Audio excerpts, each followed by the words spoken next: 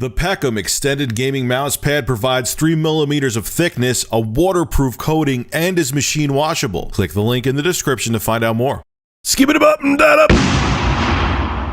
Cliff Bleszinski is one of the most outspoken game developers in the industry. He used to work for Epic Games, and he was one of the people behind, or one of the key people, I should say, behind the Gears of War series, which really helped out the Xbox 360 during the 7th generation console wars. Well, now he heads Boss Key Productions, which is the dev team behind the upcoming game Lawbreakers. And like I said, Cliff is a very outspoken guy, and he put in his 2 cents on Project Scorpio during a Reddit AMA regarding Lawbreakers. This is what he had to say about the console. Microsoft is getting their shit together. They're putting it in a backpack or in a shit museum and getting it all together. Scorpio is promising. MS bet on Kinect too hard last round. Don't rule out an Xbox version of Lawbreakers, by the way. It's a good sign for someone like Cliff Bleszinski to actually be praising the Scorpio, because he is a very outspoken dude, and if he has an issue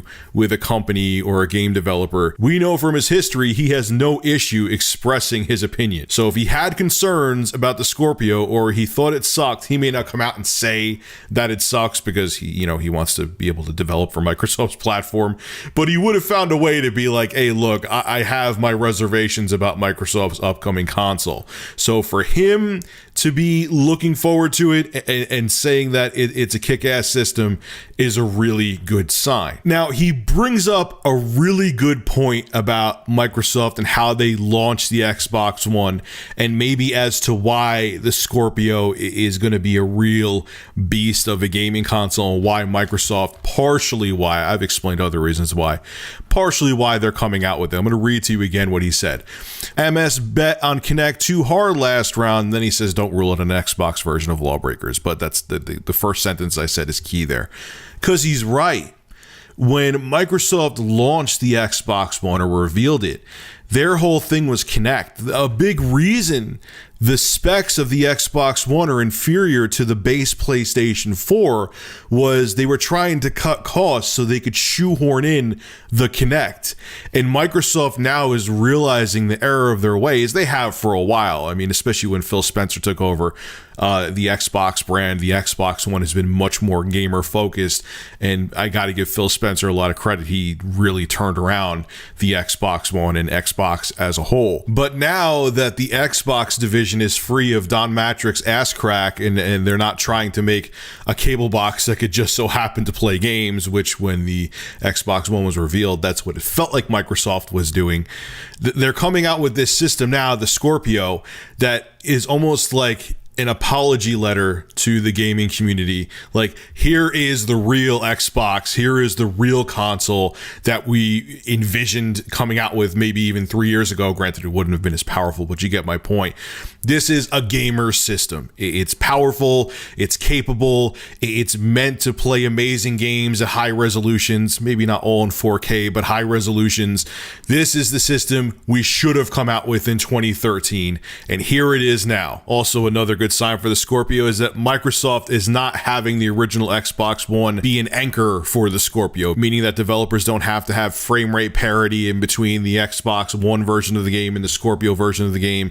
If developers want to make a game for the Scorpio have a higher frame rate than it does on the Xbox One, they could do that. Now, there's some information that most developers won't do that I'm seeing out there.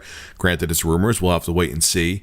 But at least if a developer really wants to dig into the Scorpio, they can, but time will tell if they actually will. Now, so far, I've painted a very rosy picture for Microsoft's upcoming console, the Scorpio, which, yeah, there's a lot of reasons to be psyched for it, I guess you can say. That may not be the exact word I wanted to use, but you get the point.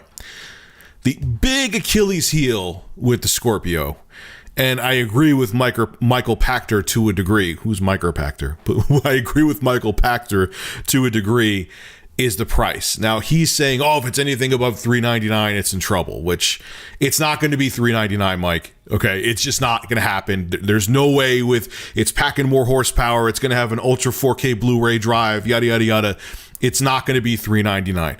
Sony cut some corners to make the Pro $399. And that's why they did it. It's less powerful than the Xbox One Scorpio or Xbox Scorpio. It doesn't have a 4K Ultra HD Blu-ray drive. It has a regular Blu-ray drive in it. They did that to cut costs. Microsoft is not doing that. So let's look realistically at what I'm predicting the Scorpio should be and what it hopefully will be. I'm thinking $499 US dollars, $500. Okay. That price, I think people will tolerate.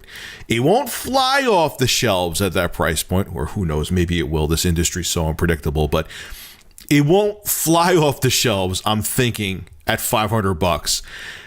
And even though that's pricey, people are willing to swallow that asking price because it's a very powerful semi-next gen system. Technically, again, it's a mid-generation refresh, but whatever. If Microsoft goes above that, or anything, let's say, I think the breaking point would be above 550 US dollars. If they go up to 600 plus for the Scorpio, it's going to be pretty bad times for Microsoft. I can't picture anyone. I mean, look what happened with the PS3 when it initially launched. Now, Sony needs a lot of credit for that. They turned around their fortunes with the PlayStation 3 big time. But we've seen from history that people do not want to invest that much money, man.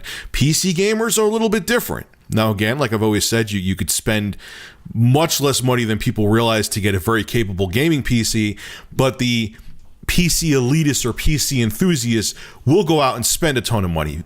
Console gamers like consoles for the fact that they're affordable. And if you ask them to spend 600 plus US dollars, Microsoft, on the Scorpio, it's going to be virtually impossible to get people to bite. Now, it doesn't mean that if it launches at that price that it's always going to be doom and gloom for the Scorpio. But with how well Sony's doing with both the Pro and the base PS4, the PS4 Slim, for the Scorpio to come out of the gate and stumble, it would be really hard for Microsoft to catch up, especially when they have a very, very strong competitor out there, which has somewhat similar offerings. Yes, I know on paper the Scorpio is significantly faster than the PS4 Pro, but a lot of people that are console gamers don't really care about that too much. Okay, well, you got to understand, we're the enthusiast guys, so we do. If you're watching my channel, more than likely you're an enthusiast of gaming, so you will.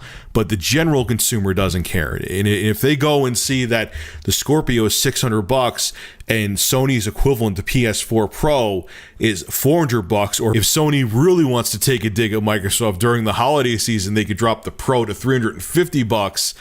Man, Microsoft is going to have one hell of an uphill battle, but we'll have to wait and see. So far, everything's looking good, and hopefully Microsoft's smart enough to make the pricing of the Scorpio competitive.